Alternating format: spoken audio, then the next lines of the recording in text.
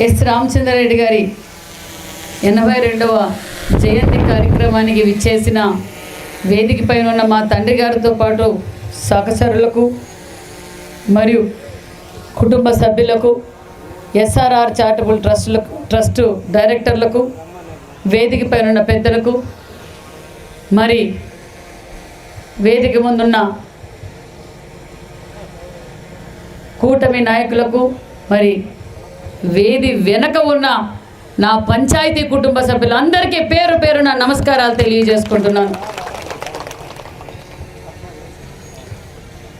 ఏమో ఈరోజు ఏమీ మాట్లాడలేకపోతున్నాను, ఎందుకో మరి నాకే అర్థం కావడం లేదు. ఒక పక్క ఆనందం, ఒక పక్క బాధ కూడా ఉంది. ఓకే, చాలా సంతోషం. ఈరోజు తండ్రి గారి జయంతి వేడుకలకు విచ్చేసిన మీరందరికీ కూడా మరొకసారి ధన్యవాదాలు కూడా తెలియజేస్తున్నా. మరి రాంపురం పంచాయతీ ఎప్పుడు మా కుటుంబానికి ఎల్లవేళలా అండదండగా ఉందన్న విషయం మరొక్కసారి మీకు అందరికీ తెలియజేస్తున్నాం. ఎందుకంటే నాన్నగారు ఒక పూల వ్యాపారం చేసుకునేవారు. ఆనాటి నుంచి కూడా రెడ్డితనం, నాన్నగారు మా తాతగారి కాలం సంజీవ్ రెడ్డి గారి, నారాయణ రెడ్డి గారు రెడ్డి పని చేసేవారు. మరి తర్వాత మా నాన్నగారు కూడా రెడ్డి పని చేసేవారు. తర్వాత సర్పంచ్గా కూడా చేశారు. ఒక పక్క పూల వ్యాపారం, ఒక పక్క సర్పంచ్గా పనిచేస్తూ మరి సుమారుగా ఈ 5-6 పంచాయతీలకి అప్పుడు రెడ్డిగా కూడా పనిచేశారు. మరి ఎంతో మంచి పేరు పెట్టుకున్న వ్యక్తి మా తండ్రి రామచంద్రారెడ్డి గారు. మరి బడుగు బడిగిన వర్గాల ఆశాజ్యోతి, నిరంతరం బడుగు బడిగిన వాళ్ళ గుండెల్లో నిరంతరం సూర్యచంద్రులు ఉన్నంత కాలం ఈ తెలుగు రాష్ట్రాలు మర్చిపోలేని నాయకుడు అన్న నందమూరి తారక రామారావు గారు. అన్న నందమూరి తారక రామారావు గారు పార్టీ పెట్టి ఇలాంటి యువతలు, బడుగు బడిహీన వర్గాలు ఎక్కడెక్కడున్నారు అందరినీ కొత్తగా అవకాశాలు కల్పించి ఎంతోమందిని రాజకీయంగా ఈరోజు ఈ వేదిక పంచుకోగలుగుతున్నాం. రాష్ట్ర వ్యాప్తంగా తెలుగు రాష్ట్రాల్లో బడుగు బడిహీన వర్గాలు ఈరోజు రాజకీయంగా కావచ్చు, విద్యాపరంగా కావచ్చు, వైద్యపరంగా కావచ్చు, అన్ని రంగాల్లోనూ ఈరోజు బడుగు బడిహీన వర్గాలు ఉన్నారంటే అన్న నందమూరి తారక రామారావు గారు అన్న విషయాన్ని మీ అందరికి మరొక్కసారి గుర్తు చేస్తున్నాం. మరి ఆ సమయంలోనే మా తండ్రి గారిని యువకుడు, విద్యావంతుడు, కులంలో కావచ్చు బడుగు బడిహీన వర్గాల కోసం పోరాటం చేసే వ్యక్తి అని గుర్తించి పిలిచి టికెట్ ఇచ్చిన గొప్ప వ్యక్తి అన్న నందమూరి తారక రామారావు గారు. ఆ రోజు మా తండ్రి గారితో పాటు కూడా చాలామంది చంద్రమోహన్ అన్న గారు కావచ్చు, ఈశ్వరయ్య అన్న గారు కావచ్చు, అప్పుడు తలారి పోతన్న గారు కావచ్చు, అదేవిధంగా మరి నారాయణ స్వామి అన్న గారు కావచ్చు, ఇంకా మా గ్రామస్తులు క్యాతప్ప గారు కావచ్చు, మరి అశ్వేతప్ప గారు కావచ్చు, వాళ్ళన్న హనుమంతరాయుడు గారు కావచ్చు, అంటే అందరూ కొత్తగా రాజకీయాల్లోకి వచ్చారు. కొత్తగా పార్టీ పెట్టిందని అహర్నిశలు వాళ్ళ భుజస్కంధాలపై వేసుకొని ఆ రోజు గెలుపుకు కారణమయ్యారు. ఇదంతా ఒక పాత్ర అయితే మా పంచాయతీ వాళ్ళు మా రెడ్డికి టికెట్ వచ్చింది అని చెప్పి ఊరూరు తిరిగి మా రెడ్డికి ఓటేయాలా అని చెప్పి ఊరూరు తిరిగి ఆ రోజు ఏమీ ఆశించకుండా వాళ్ళ నిబద్ధతతో ఆ రోజు కూడా మా పంచాయతీ గ్రామస్తులు మరి మా నాన్నగారికి గెలిపించుకున్నారు. అదేవిధంగా మరి నందమూరి తారక రామారావు గారు కూడా టికెట్ ఇచ్చారు తప్ప అనుకున్నారు ఎవరు రామచంద్రారెడ్డి గారు మంత్రి అవుతారని ఎవరు అనుకోలేదు. మరి రామచంద్రారెడ్డి గారి వాగ్దాటి, రామచంద్రారెడ్డి గారికి ఉన్న నిబద్ధత, రామచంద్రారెడ్డి గారికి ఉన్న నిజాయితీని గుర్తించి మరి అన్న నందమూరి తారక రామారావు గారు మంత్రి అవకాశం ఇచ్చారు. మంత్రి అంటే ఒక శాఖ అనుకున్నారు, కాదు 14 శాఖలకు పనిచేసిన ఏకైక మంత్రి ఎవరంటే రాంపురం పంచాయతీ పూల రామచంద్రారెడ్డి అన్న విషయాన్ని మరొక్కసారి మీకు అందరికీ తెలియజేస్తున్నాం. 14 శాఖలకు ఆనాటి నుంచి ఈనాటి వరకు కూడా ఎవరు 14 శాఖలకు మంత్రిగా పనిచేసిన వారే లేరు. మరి ఎప్పటికీ రామారావు గారి తర్వాత ఎవరైతే మైకు తీసుకుంటే ఇతర పార్టీ వాళ్ళు కూడా ఆ స్పీచ్ వినాలి అని ఆకాంక్షతో కూర్చొని వినేవారంట. అప్పుడప్పుడు నేను ఈశ్వరాలతో మాట్లాడుతూ ఉంటాను ఫోన్లో. అమ్మ ఇలా మాట్లాడాలి, అలా మాట్లాడాలి, నాన్న ఇలా మాట్లాడేవారు, నాన్న ఇలా కష్టాలు పడేవారు అని. మరి నిజంగానే ఆయన కష్టజీవని చెప్పాలి. చిన్నతనంలోనే తల్లిదండ్రులను పోగొట్టుకోవడం, మరి చిన్నప్పటి నుంచి కూడా ఆయన కష్టాలతోనే పోరాటం చేశారు. చివరి నిమిషం వరకు కూడా మా తండ్రి గారైన రామచంద్రారెడ్డి గారు ఒక పక్క ప్రజల్లో ఆదరణ పొందించవచ్చు, నీతి నిజాయితీగా బతికారు. మరి మంచి మిత్రులు కూడా ఆయనకున్నారు. జీవితాంతం ఆయన పోరాటంతోనే మరి స్వర్గస్థులయ్యారు.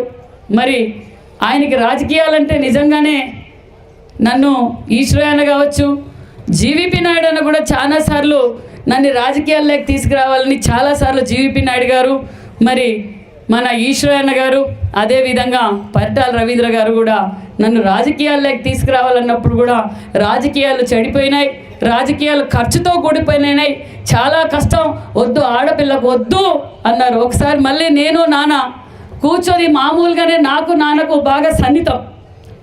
ఆయన రాత్రి 11 గంటలకి ఇంటికి వచ్చినా కూడా ఆయన పేపర్ చదవాలి, నవల్ చదవాలి. ఆయనకి ఏదైనా ఇంగ్లీష్లో ఒక పదం ఏదైనా అర్థం కాకపోతే అది రాసుకొచ్చి డిక్షనరీలో చూసి దాన్ని మళ్ళీ తెలుసుకొని మాట్లాడాలి. ఏంటన్నా ఎందుకు అంటే ఇది చాలా అవసరం. అంటే విద్యకు చాలా గౌరవం ఇచ్చే వ్యక్తి మా నాన్న రామచంద్రారెడ్డి గారు.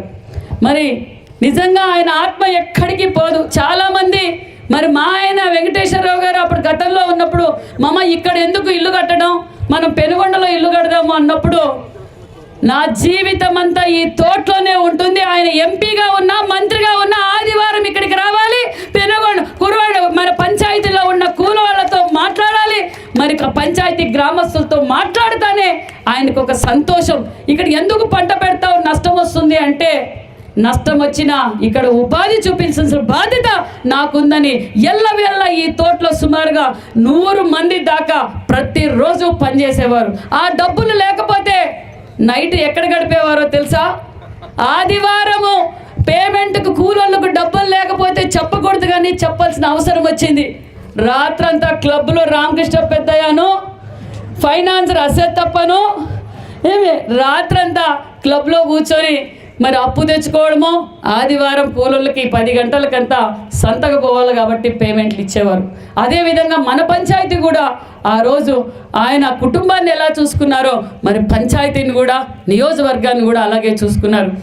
మరి నేను చాలాసార్లు అడిగాం, నాన్న ఏంటి ఈ కథ, ఎట్లా ఈ మంత్రిగా ఏంటి, ఎంపీగా ఏంటి ఇవంతా అంటే, మైకు పట్టుకుంటే ప్రజల్లోకి వెళ్తే నువ్వు ఎలా రాజకీయం చేయాలో వాళ్ళే నీకు నేర్పుతారు, ప్రజా సమస్యలే నిన్ను నేర్పుతారని చెప్పేవారు. మరి మంత్రిగా మీరు ఎలా చేశారంటే అధికారులే నీకు నేర్పుతారు, నువ్వెందుకంత టెన్షన్ పడతావు అని చెప్పేవారు.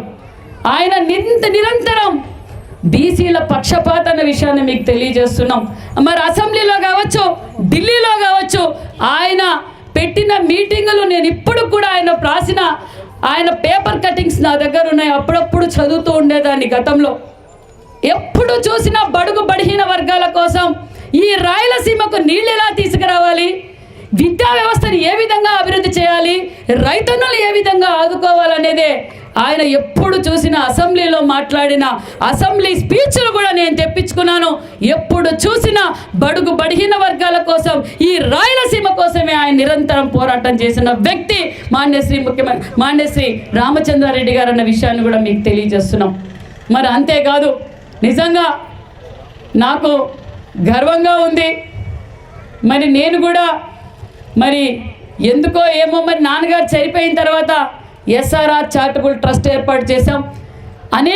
మరి ఎస్ఆర్ఆర్ చారిటబుల్ ట్రస్ట్ డైరెక్టర్లు కావచ్చు, మరి సవితమ్మ యువసేన కావచ్చు, మరి ఎప్పుడు ఏ సమయం చెప్పినా నీళ్లు లేవంటే నీళ్లు సప్లై చేయడం కావచ్చు, కరోనా సమయంలో కావచ్చు, మరి రంజాన్ తోఫా కావచ్చు, ఆరోగ్యం లేకపోయినా విద్య ఎవరికైనా విద్యకు ఫీజులు కట్టలేక ఇబ్బంది పడుతున్న వారికైనా మా డైరెక్టర్లు మరి సవితమ్మ యువసేన అందరూ ఎల్లవేళలా మరి ఈరోజు ఎస్ఆర్ఆర్ చారిటబుల్ ట్రస్ట్ నడుస్తుంది అంటే మరి డైరెక్టర్లు అదేవిధంగా సవితమ్మ యువసేనని నేను గర్వంగా చెప్పగలన్న విషయాన్ని మీకు అందరికీ తెలియజేస్తున్నాం.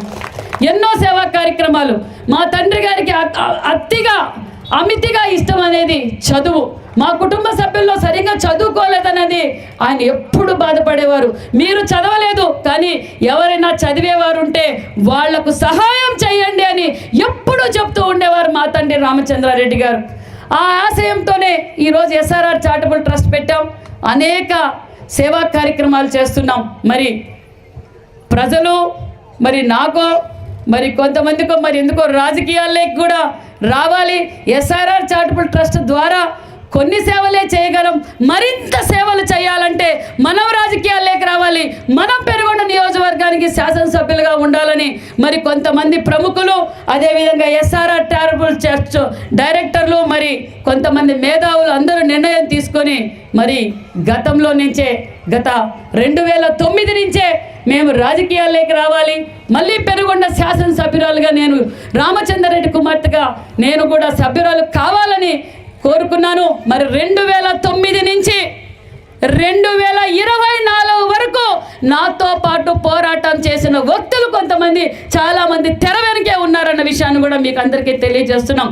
మరి 24లో మరి టికెట్ వచ్చింది. మరి టికెట్ రాకముందు నాతో ప్రయాణం చేసిన వారు, నాతో పాటు అవమానాలు పడిన వాళ్ళు, నాతో పాటు కేసులు పెట్టించుకున్న వాళ్ళు, నాతో పాటు అడుగులు ఏమీ ఆశించకుండా మరి సవితమ్మ యువసేన కావచ్చు, మరి టైలర్ ఆంజనేయులు అట్లాంటి వాళ్ళు, మరి త్రివేంద్ర అట్లాంటి వాళ్ళు, వేదిక మీద ఉన్న వాళ్ళు చాలామంది టికెట్ వస్తుందో రాదో తెలియదు సవితమ్మకు, కానీ నాతో పాటు జర్నీ చేసిన వారు నా టికెట్కు ముఖ్య కారణాల విషయాన్ని కూడా మీకు అందరికీ తెలియజేస్తున్నాం.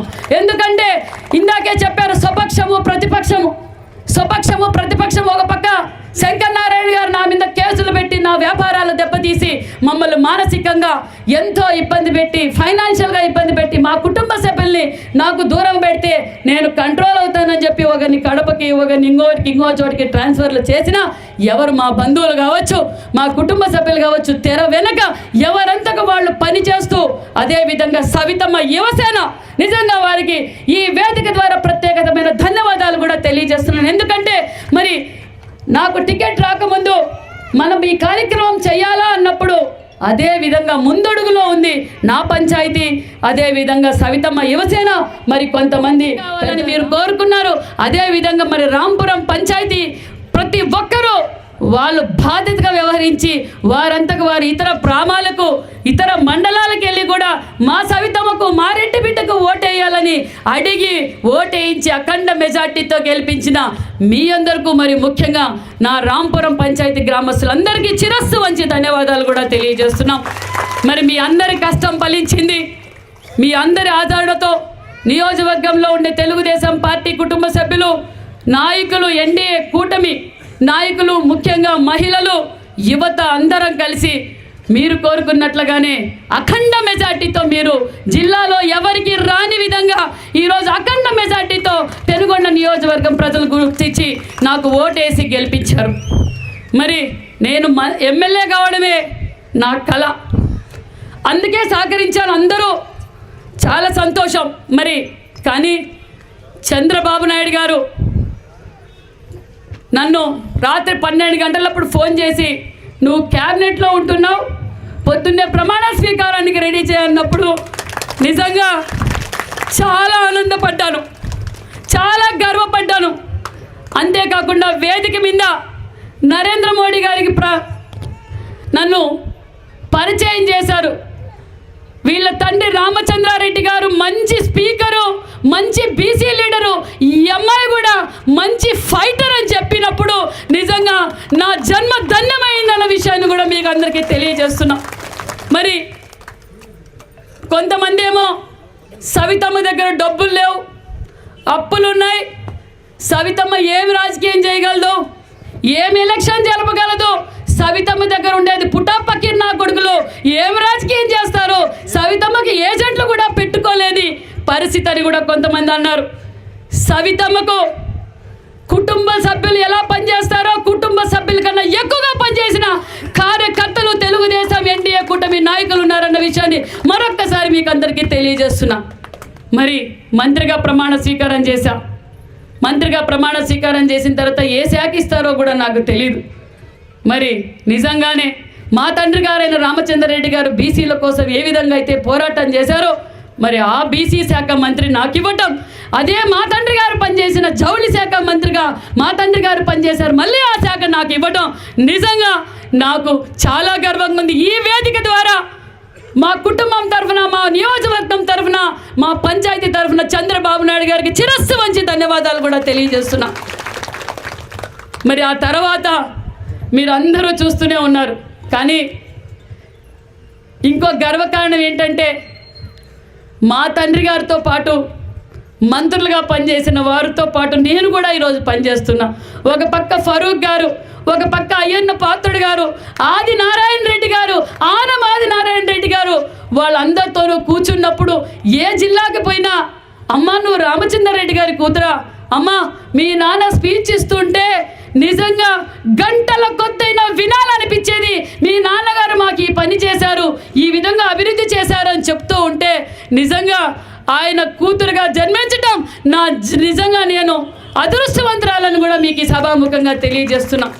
ఎన్నికల సమయంలో వెళ్ళా, మీ నాన్నగారు మాకు బోరేయించారు, మీ నాన్నగారు మాకు భూమి ఇప్పించారు, మీ నాన్నగారు మా ఊరికి కరెంట్ ఇప్పించారని ఈరోజు గర్వంగా వాళ్ళందరూ చెప్తూ ఉంటే ఆయన ఆశీర్వాదం ఎల్లవేళలా నాకుంది కాబట్టే ఈరోజు నేను ఈ స్థాయిలో నిలబడగలిగానన్న విషయాన్ని కూడా మీకు అందరికీ తెలియజేస్తున్నా. చాలా ఆనందంగా ఉంది. మరి నిజంగానే ఆయన పోరాటంతోనే యాక్చువల్గా 82 ఏండ్లు పెద్ద వయసు కాదు. ఆయనతో పాటు ఇంకా క్యాబినెట్లో ఫరూక్ సార్ ఉన్నారు, ఆనం ఆదినారాయణ రెడ్డి గారు ఉన్నారు, అయ్యన్న పాత్రుడు గారు ఉన్నారు, కే కృష్ణమూర్తి గారు ఉన్నారు, ముద్రగాడ పద్మనాభం గారు ఉన్నారు, అంటే ఆయన సహచరులు. మరి ఆయన పోరాటం, ఆయనకి కుటుంబ సమస్యలు, ఒక పక్క ఆర్థిక సమస్యలతోనే ఒక రకంగా అనారోగ్యం పాలయ్యారు. మరి ఆయన కోరికలు ఖచ్చితంగా, ఆయన ఆశయాలని ఖచ్చితంగా అమలు పరుస్తానని కూడా మీకు ఈ సభాముఖంగా మీకు తెలియజేస్తున్నా. మరి అశ్వత్థప్పన్న చాలా తెలివైనోడు. ఎందుకంటే పెన్నా నదిలో ఇసుకన్నా పోతుందా ఏమనింది, ఆయనే మా ఫైనాన్సరు. రామచంద్రారెడ్డి గారికి 20,000 కావాలన్నా 50,000 కావాలన్నా బుల్లెట్ ఏమన్నా డబ్బులు ఇస్తావా మళ్ళీ పంపిస్తాను అని చెప్పటం. రమణన్న గారితో డబ్బులు తీసుకున్నారు. కానీ మా నాన్నగారి దగ్గర ఉన్న డిసిప్లైన్ ఒక్కటే, నేను నేర్చుకుంది కూడా ఒక్కటే. మా నాన్నగారు ఎవరి దగ్గరైనా అప్పు తీసుకుంటే అది రాత్రి 12 కానీ 1 గంట కానీ ఆ బుక్లో రాసి మళ్ళా వాళ్ళకి వడ్డీతో సహా చెల్లించారు. అదే నిబద్ధతతో ఈరోజు నేను ఎమ్మెల్యే అయ్యానంటే మా నాన్నగారు పెట్టిన డిసిప్లైనే. ఈరోజు ఎంతోమంది నా దగ్గర డబ్బు లేదు, ఈమె ఎలక్షన్ జరుపుకోలేదంటే నిజంగా పెనుగొండలో ఉన్న వయసులు కావచ్చు, మా ఎల్ఐసి బాబు చిన్నాయన కావచ్చు, మరి ఎంతోమంది నాగార్జున కావచ్చు, ఎంతోమంది సవితకు డబ్బులు ఇస్తే వాళ్ళ నాన్నలాగా కడుతుంది అని చెప్పి 100 కోట్ల అప్పులు ఇచ్చారు ఈరోజు నాకు అనే విషయాన్ని మీకు అందరికీ తెలియజేస్తున్నాం. అంటే మా నాన్నగారు మాకు నేర్పిన పద్ధతి, మా నాన్నగారు విద్యకు ప్రాధాన్యత ఇచ్చారు. ఖచ్చితంగా మరి నేను కూడా చాలామంది విద్యార్థులకు విద్యకు ప్రోత్సహిస్తున్నాం, వైద్యానికి ప్రోత్సహిస్తున్నాం. ఎస్ఆర్ఆర్ చారిటబుల్ సేవలు ఎల్లవేళలా ప్రజలకు అందుబాటులో ఉంటాయన్న విషయాన్ని కూడా మీకు అందరికీ తెలియజేస్తూ, మరి నాకు ఈ అవకాశం కల్పించి ఈ వేదిక పంచుకోవడం, మీ అందరితో పంచుకోవడం చాలా ఆనందంగా ఉంది. మరి పంచాయతీ గ్రామస్తులందరికీ నేను కూడా ఒక పూట భోజనం పెట్టాలి. ఈరోజు మా నాన్నగారి జయంతి సందర్భంగా మీ అందరికీ, అంటే వచ్చిన వారికి పంచాయతీ వారందరికీ భోజనం ఏర్పాటు చేశాం. ఖచ్చితంగా భోంచేయండి. అంతేకాకుండా మీ అందరికీ పంచాయతీ రాంపురం పంచాయతీ గ్రామస్తులందరికీ బట్టలు పెట్టాలని కూడా నిర్ణయించుకున్నాను. కాబట్టి ఈరోజు అందరికీ బట్టలు పెడుతున్నాం. అదేవిధంగా మా కుటుంబం తరఫున ప్రతి ఇంట్లోనూ ఒక గిఫ్ట్ ఉండాలనే ఉద్దేశంతో ఒక గిఫ్ట్ కూడా మనం ఈరోజు అందజేస్తున్నాం. ప్రతి ఒక్కరూ భోంచేసుకొని అదేవిధంగా గిఫ్ట్ తీసుకొని వెళ్ళవలసిందిగా కోరుకుంటూ, ఖచ్చితంగా రాంపురం పంచాయతీకి ఎప్పుడు ఎల్లవేళలా నేను రుణపడి ఉంటానన్న విషయాన్ని కూడా మీకు అందరికీ తెలియజేస్తూ, నాకు ఈ అవకాశం కల్పించిన మీ అందరికీ ధన్యవాదాలు. మరి మా తండ్రి గారైన విగ్రహం పెట్టాలని మరి గ్రామస్తులు, ఎస్ఆర్ఆర్ చారిటబుల్ ట్రస్టు, మిగతా పెద్దలందరూ అడిగారు. ఖచ్చితంగా ఒక మంచి ప్లేస్ చూసి మనం కూడా కాంచు విగ్రహాన్ని, ఎస్ఆర్ఆర్ రామచంద్రారెడ్డి గారి కాంచు విగ్రహాన్ని కూడా మనం ఏర్పాటు చేస్తామనే విషయాన్ని కూడా తెలియజేస్తూ, మరి రాంపురంలో ఒకటి, మరి పెనుగొండ నియోజకవర్గం హెడ్ క్వార్టర్స్లో ఒకటి ఏర్పాటు చేస్తామని కూడా మీకు అందరికీ తెలియజేస్తూ, జోహార్ రామచంద్రారెడ్డి గారు. Thank you.